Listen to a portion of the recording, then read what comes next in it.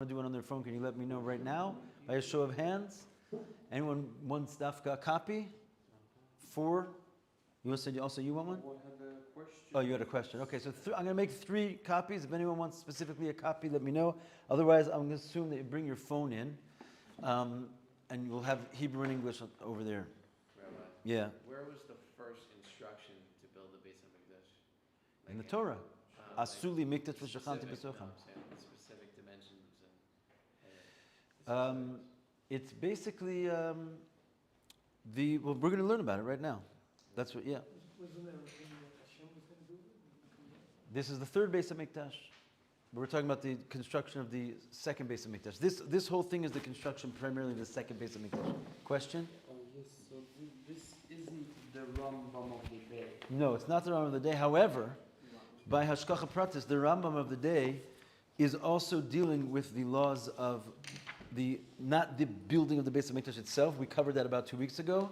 Right now, we've just finished the vessels of the Beis HaMikdash, and today starts what's called the halachas of Bias HaMikdash, all the laws that disqualify or obligate a person to coming into the Mikdash. So actually, which are all sort of part of, I believe, the plan of learning how to build the temple.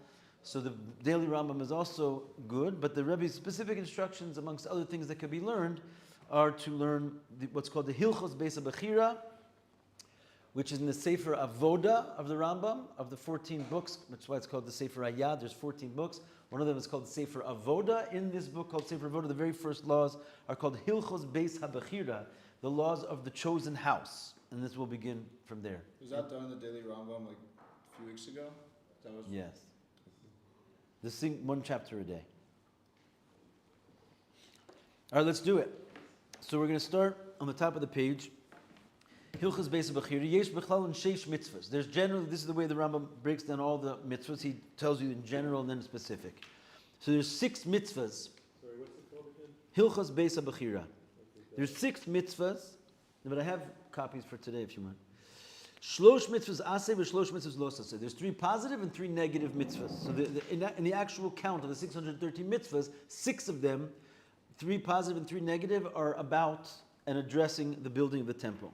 V'zeu pratan. These are their official details. Livnos Beis HaBechira. One of them is to build the temple. Right? It's a mitzvah. Shelo livnos hamizbeach gazis.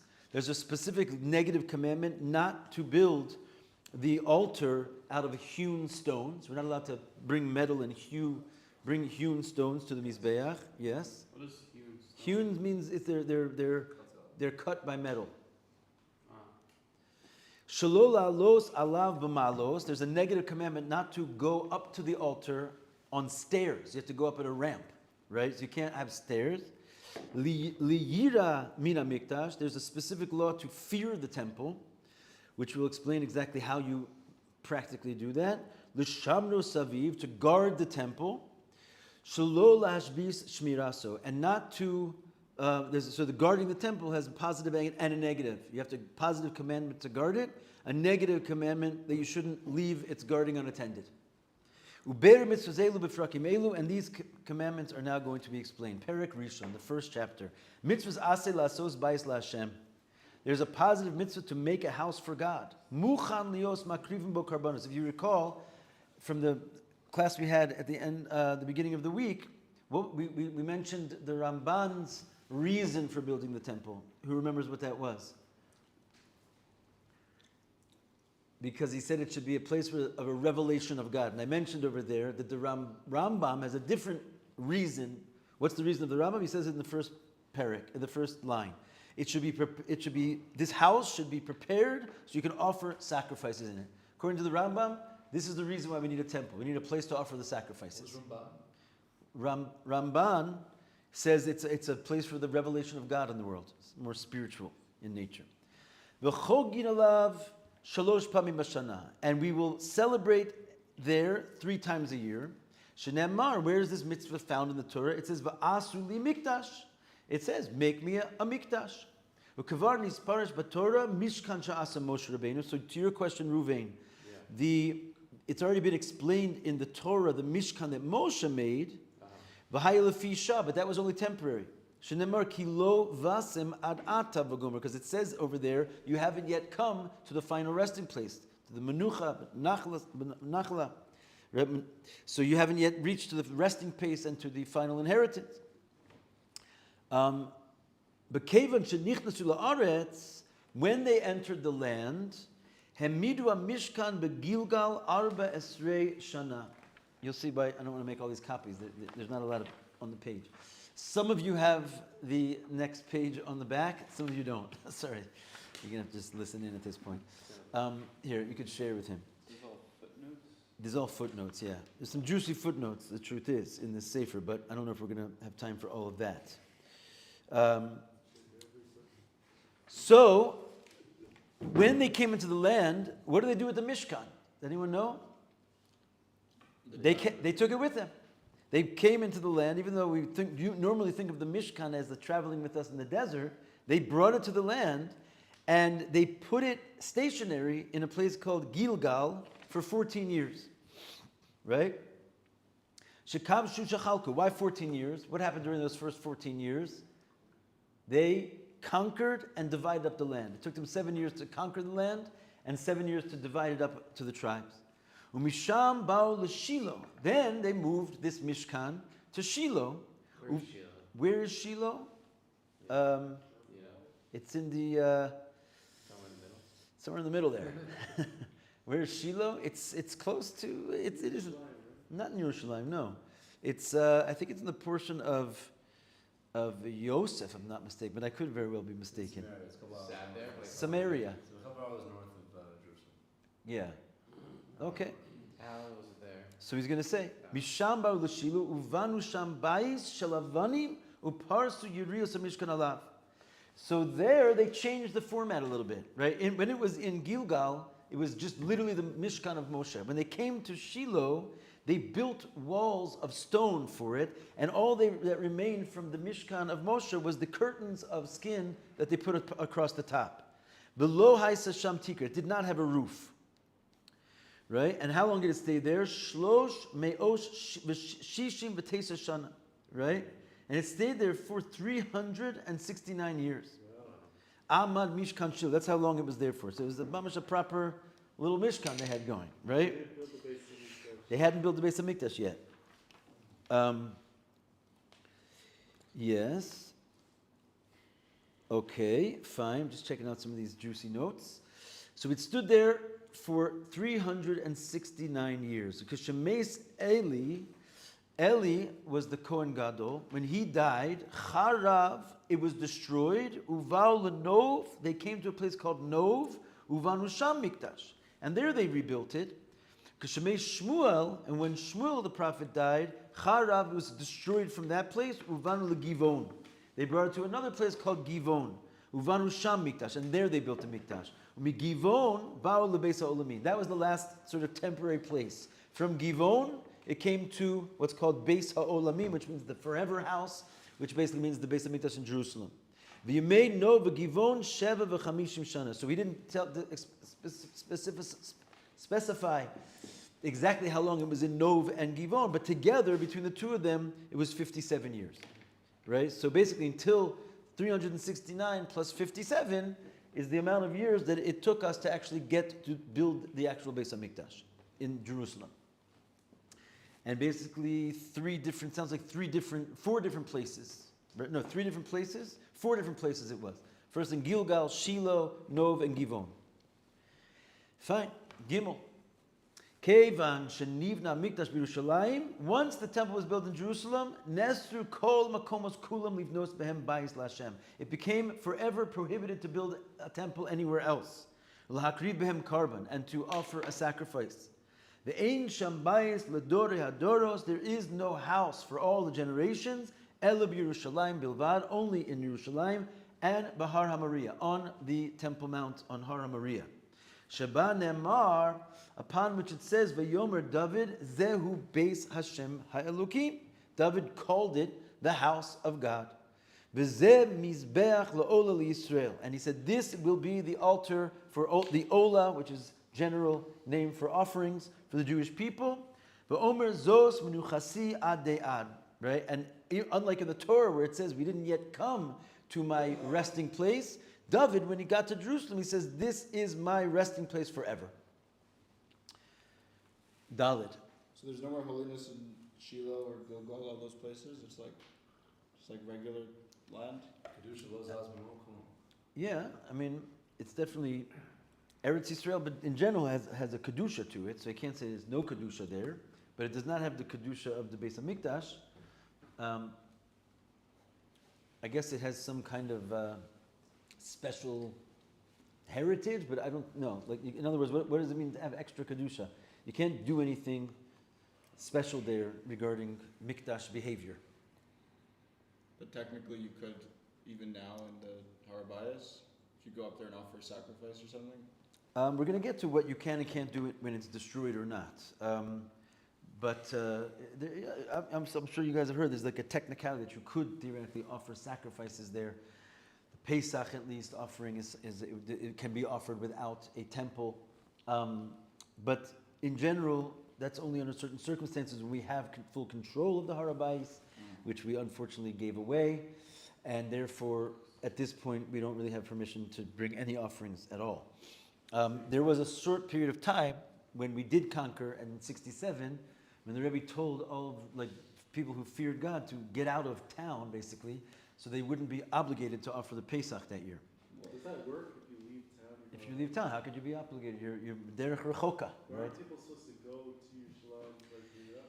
You are, but this was a strange, random technique. We didn't have any kohanim. We didn't even have any people that knew how to do it. There was no altar. In other words, we just quickly conquered the land. There's no time for getting organized. The call was not to go ahead and offer. It was to get out of a situation where you have to offer.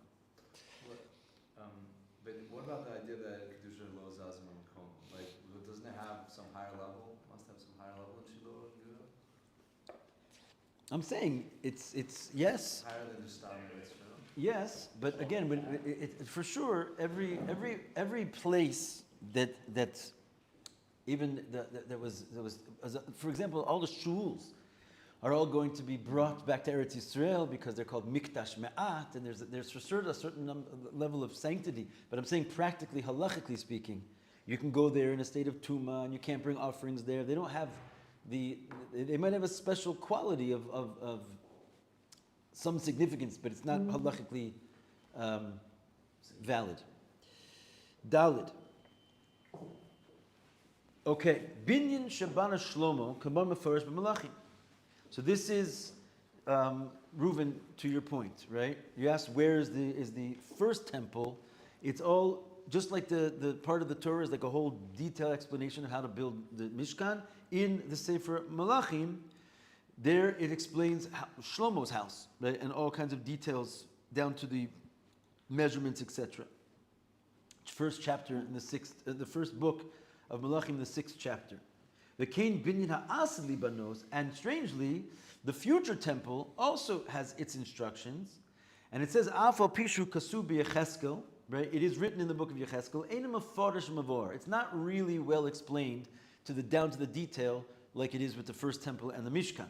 But An Shebai Sheni. So now, and it doesn't. So the people of the second temple, they sort of had nowhere to turn because there was no book how to write the second temple. So what did they do when they wanted to build the second temple? They only had instructions in the third temple and the first temple. And the ones from the instructions of the third temple were not very clear. It was sort of like very mystical, things that didn't necessarily even make sense in the practical.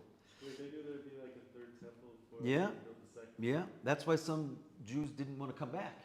In fact, there was a gezerah that Ezra made against certain Kohanim that they didn't want to come back to Eretz Yisrael because they said it's going to be destroyed again. So they stayed where they were, and it was very much to the chagrin of Ezra, who was trying to bring all the exiles back, and he made decrees against them and cursed them and so forth. The Yemenites, right? What's that? The Yemenites.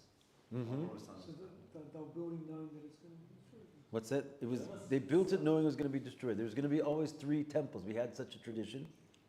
Didn't Rav, one of the Rishas, he said whoever made a gezerah against going back to Eretz Yisrael, and then Rav Zera wanted to, because you said you have to stay in Bava, because there's a pasuk that says in Bava. No, he said you can't come into Eretz Yisrael b'choma, like with force. So but they didn't go with force. They were like sort of granted permission.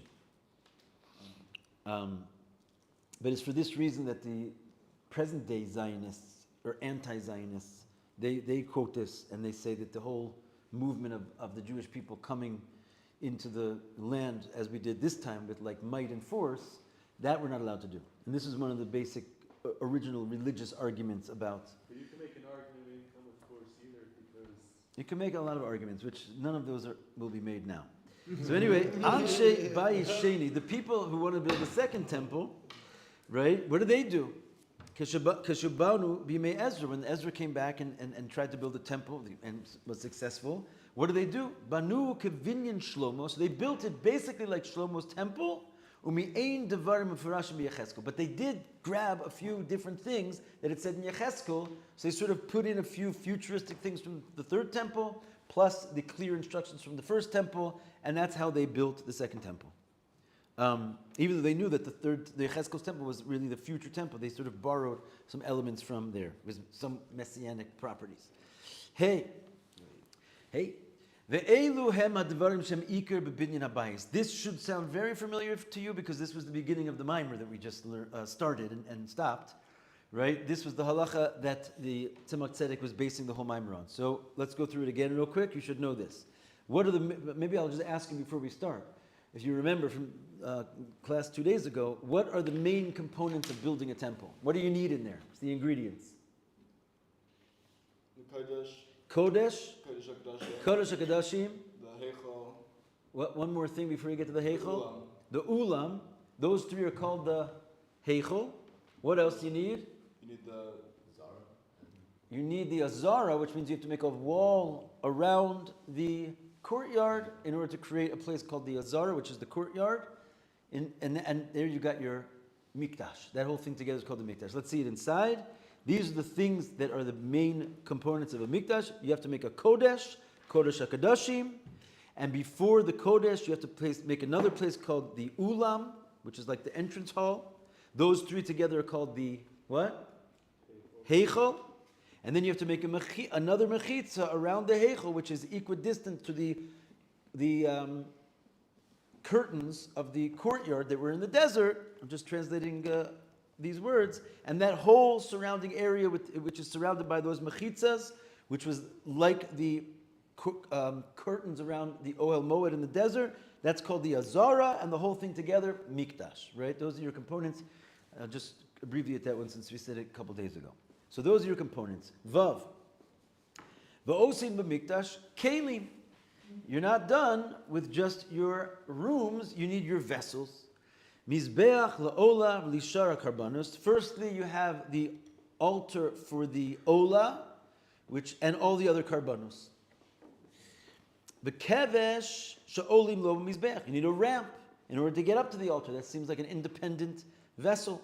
Mekom lifnei ulam mashuch darom. And he's explaining to you now where was this altar and its ramp. He says it's in front of the ulam. What's the ulam? The entrance. The what did I call it? The atrium. Yeah, the atrium, right? So in other words, it's the beginning of the building. So you're basically in the courtyard when you're in front of the ulam, and it's slightly mashuch l'darom. The whole thing is going to the south side, which when you enter the Beis HaMikdash, you basically have your altar in the middle, and the ramp is to the south side, right?